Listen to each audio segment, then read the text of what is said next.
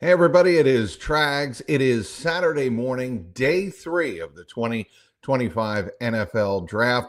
So far, the Cincinnati Bengals have addressed their edge, the linebacker position, and yes, an offensive guard. The Bengals making 3 selections so far. Let's go over that. Let's summarize what's happened so far, maybe what we can expect on this, the third and final day of the NFL draft in terms of the Bengals.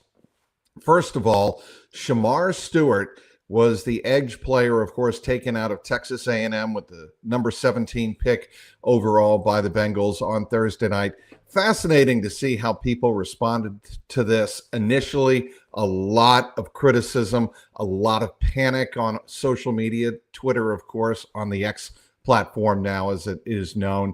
And I understand a lot of that in terms of why Bengal fans, were concerned that the Bengals were going more with potential instead of production.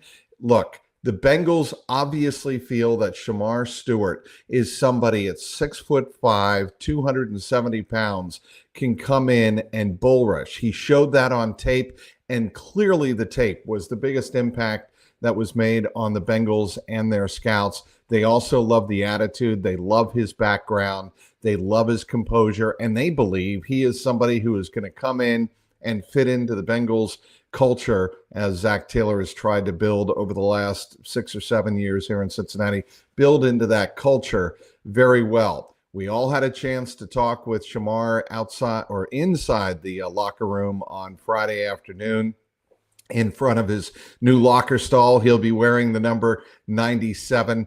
And when asked if he was aware of who wore that 97 in years past, he said, of course I know who Geno Atkins is and would love to follow in his footsteps in terms of production and the legacy that Geno Atkins left on the Bengals defensive line. Shemar Stewart is somebody who comes from humble beginnings in Miami, and I think the Bengals really, really do like that about him. Yes, you need production. Yes, you need to find a way to get to the quarterback. And the buzzword with Shemar Stewart, finish.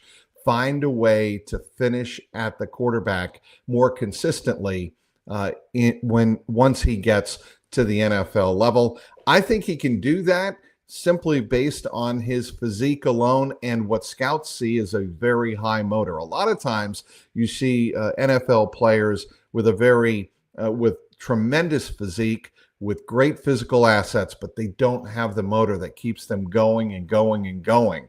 This kid has that based on what the scouting reports say about him. It's just about technique, keeping his feet on the ground, not leaving his feet as much, according to a lot of scouts that watched him play on film.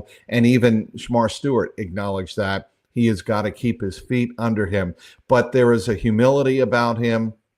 He was very, very happy to show off that chain that he wore on Friday in his introductory press conference in Cincinnati, a chain that his father helped him design, the gorilla that has SS right above the 2 eyebrows on the gorilla.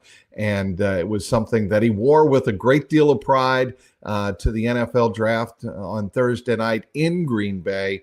Wore that incredibly bright green suit and wanted to meet Roger Goodell. He had that chance on stage. Then he made his way to Cincinnati on Friday. But I can tell you, in talking with Shemar Stewart, that this is a kid that obviously knows the opportunity he has to make a big impact on the Bengals defensive line. He knows he's playing opposite of Trey Hendrickson. He's going to become his best buddy, Stewart said in the conference call with us in the moments after he was selected on Thursday night, 17th overall. The production is an issue. There's no question about that. But watch the film and believe the Bengals scouts and other NFL scouts that watched this kid play at Texas A&M and how he improved from year one with A&M, where he wasn't on the field as much. He, obviously had to play behind other players on a very good defensive line for A&M.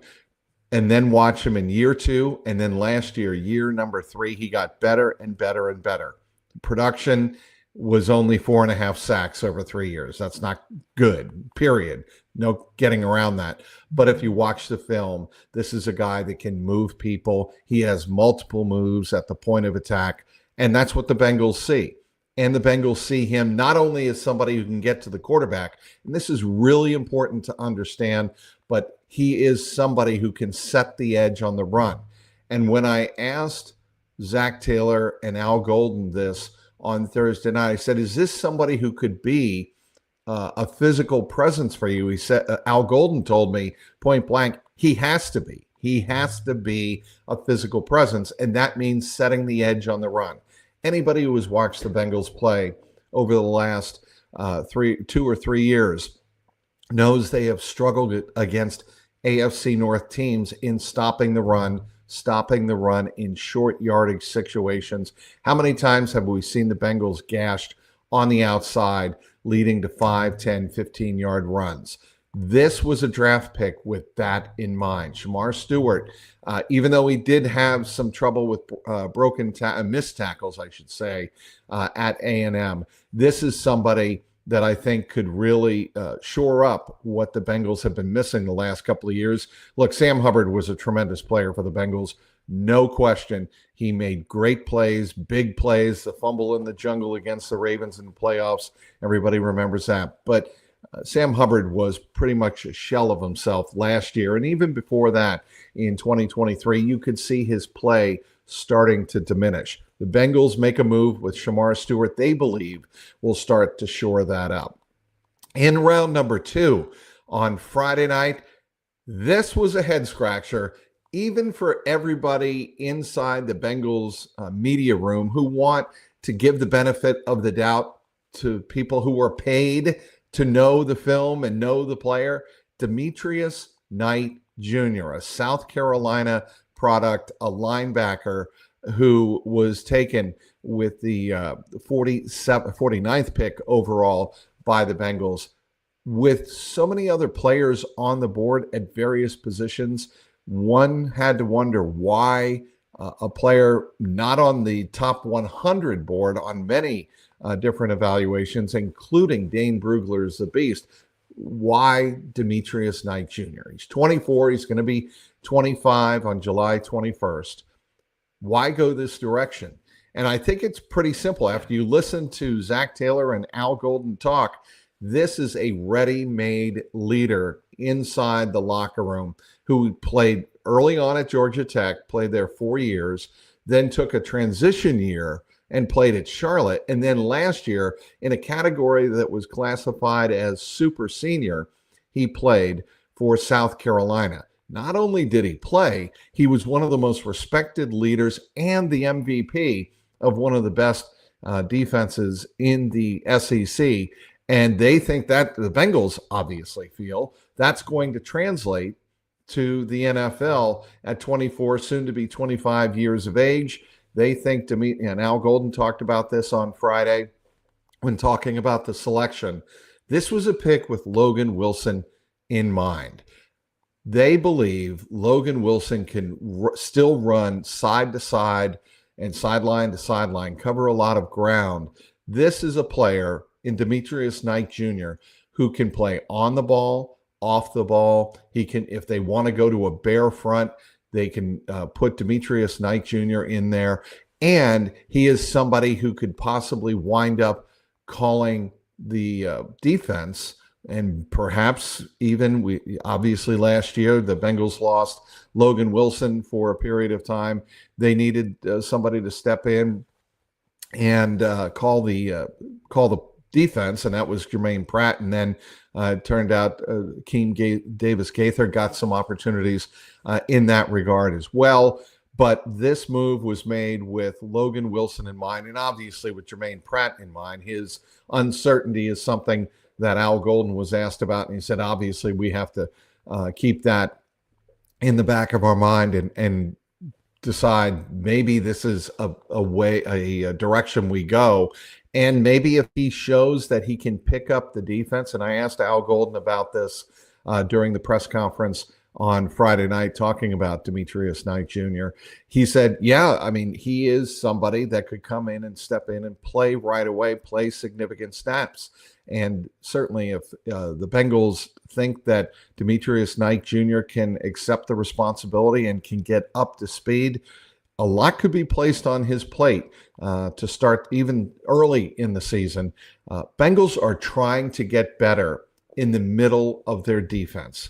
Obviously, any good Super Bowl caliber level defense has to be proficient, maybe not exceptional, but proficient in the middle of the defense. When the Bengals went to the Super Bowl in 21, when they got a game away in 22, the middle of their defense was very, very, very, very strong. Everybody knows and understandably so concentrates on Jesse Bates. He was a big part in the depth of their defense. But in the middle portion of their defense, Jermaine Pratt and Logan Wilson were really anchors. Bengals and Al Golden need to get back to that. And they feel Demetrius Knight Jr., a guy that can play multiple positions and see the field like a quarterback. He is a former quarterback, of course, in high school, played quarterback at a very high level. They believe that he could possibly see the field unlike a linebacker, any linebacker they've had in recent memory. And that is something else that appealed to them at a very high level. So Demetrius Knight Jr., no question, it was a head scratcher when it was announced. He has got a lot to prove. Is this a gamble the Bengals could afford to take in the second round? The Bengals, I don't think I have to remind Bengal fans out there, they have had a lot of success over their history, their recent and even long ago history of hitting it right in the second round. They have taken players like Boomer Esiason, Corey Dillon, more recently, Jesse Bates. They took Joe Mixon in the second round. They took T. Higgins, obviously, in the second round. They have had a lot of players hit in that second round, and it'll be fascinating to see if this turns out well for them in choosing Demetrius Knight Jr., a linebacker out of South Carolina. All right, in the third round, they took, I think they hit a home run on this, but we haven't seen them play in the NFL yet, of course. But in talking with Dylan Fairchild, you get the sense, and Zach Taylor made reference to this. Obviously, Dan Picture, the offensive coordinator, made reference to this. When he talks, you can feel his confidence and his strength ooze in his talk about playing the position of offensive guard, interior offensive line in the National Football League. This is a guy that played for 2 years as a starter at right guard for the Georgia Bulldogs, obviously a Division I championship caliber team, head coached by Kirby Smart. This is someone the Bengals are very familiar with. Georgia, obviously, their first round pick. Amarius Mims stepped right in and played right tackle for the Bengals after Trent Brown went down with injury, with a knee injury last year. Amarius Mims was not overwhelmed, and they believe that Dylan Fairchild will not be overwhelmed. There's going to be a lot of focus, and I think rightfully so, on his wrestling background. The Bengals wanted an offensive lineman who was stout and strong in his base. Last year, in the last couple of years, you've seen offensive interior linemen with the Bengals, most notably Cordell Volson, get moved off their spot and get moved off their spot easily by the massive defensive tackles in the NFL. Bengals want to address that. They see it on film. It's a reason that Joe Burrow has faced so much pressure over the top of the ball, over center, I should say. Bengals want to make an adjustment in their protections, and this is, they believe, a big step in doing just that. He is a rookie, obviously, but can a rookie come in and start at a high level? I think we've seen rookies over the course of the last couple of years come in and play at a very, very high level. And, you don't have to look any further than the Kansas City Chiefs. They've done a great job developing young interior offensive linemen. Bengals want to do that same thing. Amarius Mims stepped in. He showed that the moment wasn't too big for him at the NFL level. And Dylan Fairchild, a guy that Amarius Mims nicknamed Pickle at Georgia, said, yeah, Pickle, when it was Fairchild on the other end of the line last night telling him that he was joining the Cincinnati Bengals. Amarius Mims and Dylan Fairchild certainly know one another very well. And it is apparent from Dan Pitcher and Zach Taylor, head coach, that Fairchild will have a chance. He definitely will have a chance to come in and compete for the starting left guard position and replace Cordell Volson in that role. What will Cordell Volson's role wind up being? Well, certainly he's got a spot as possibly some depth on the interior offensive line. No question about that. But the Bengals want to upgrade. And this isn't about hurting feelings or not hurting feelings. This is about productivity. And the Bengals have a chance to improve their interior offensive line, and Dylan Fairchild gives them an opportunity to do that. What's interesting, what are the Bengals going to do? Will they address it in rounds 4, 5, and 6 today when they have 3 more picks, at least for now? Will they decide to go out and draft another high-quality offensive guard and come in and battle the likes of Lucas Patrick and Cody Ford for that job of right guard? The Bengals, I think, are in a much better position on the interior offensive line. At least they believe they are. And let's not forget about Jackson Kirkland. This is a 6'7", 300-pound mammoth human being who the Bengals like enough to have used him in training camp. They've kept him on the practice squad. They've used him in games.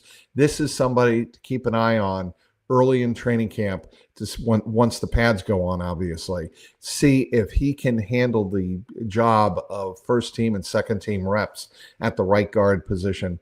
Do not sleep on Jackson Kirkland. But moving on to this third and final day of the 2025 draft, and we'll have you covered on CLNS Cincy with a Y.com. Of course, Jungle Roar podcast and the Jungle Roar channel on YouTube.com/@JungleRoarPod. We'll have all of the reaction from Bengal executives and the conference calls from the players who are the Bengals draft today in rounds 4, 5, and 6. So the Bengals draft 119 today. They draft at 153, and then they draft at 193. And again, that's assuming that the Bengals don't trade down, acquire another pick on this, the third and final day of the draft. And at the end of the draft, let's not forget something that is very important to all of the NFL teams, and that is the process, the 2-day process today and tomorrow, of signing undrafted college free agents and rookie free agents. That is something that always plays a role toward filling up the important depth spots on the back end of NFL rosters and practice squads, of course. That is something that something to keep a very close eye on today as the Bengals wrap up their draft. Now, taking a look at some of the best players available and some of the players that could be interesting to the Bengals, I don't think they're touching Shedeur Sanders. I don't know if any NFL team is touching Shedeur Sanders. Will he get taken today? My bet is he does in the 4th or 5th round. And a lot of these NFL teams, all of these NFL teams for that matter, they really appreciate the value associated with picks. And maybe, when you get into the 4th and 5th round, there isn't as much risk involved. And maybe one team out there thinks that the circus that is going to come along with Shedeur Sanders is worth the risk of getting his talent on board in the building. There is no denying Shedeur Sanders has tremendous talent and skill. And you don't put up over 30 touchdown passes in 2 seasons at a high level with Colorado unless you have a great deal of talent. But there is Dion that comes along with it and the circus that comes along with it. And frankly, it's not surprising that apparently a lot of these teams in the pre-draft process, in the screening process, in the interview process, didn't like what they saw, didn't like what they heard from Shedeur Sanders. It could be as simple as that. But until we hear from some of the teams and Shedeur Sanders himself, we're really just guessing at this point. But as day 3 begins, Shedeur Sanders is the best available talent on pretty much every draft board that you see, both talking to teams and online. Here's a player that, if he is there for the Bengals, I love what he could possibly do. Jack Sawyer, an edge out of Ohio State. He made that tremendous play against Texas in the national semifinal game, helped seal that win over the Texas Longhorns. He is somebody that if he is available for the Bengals, I would absolutely see the Bengals drafting him, getting him in the building, and having him join the likes of Shemar Stewart and put him in Bengal stripes. Obviously, the Bengals know Ohio State very well. Sam Hubbard, Ohio State Buckeye. Maybe Bengals can get some of that Ohio State karma going here on day number 3. He is still on the board, and as is running back Dylan Sampson out of Tennessee. The Bengals and the running back position. This is fascinating to me.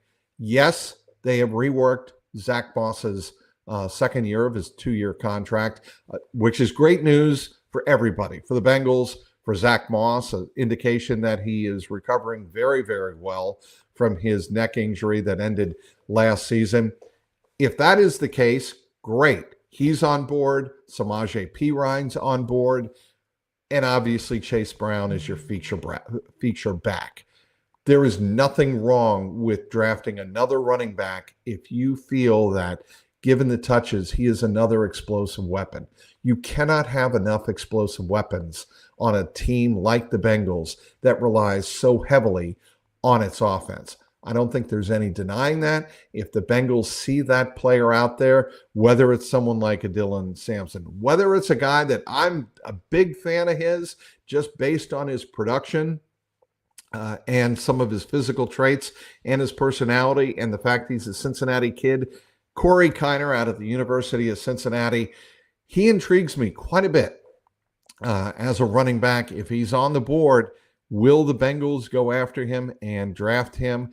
I don't think he is going to be undrafted. I think a team is going to see what I have seen, what a lot of college scouts saw in Corey Kiner. He is a bell cow type running back, and he is someone who produced back-to-back 1,000-yard seasons in Clifton. He is somebody that I think the Bengals would give a lot of serious consideration to if he's there in round 5 or round 6.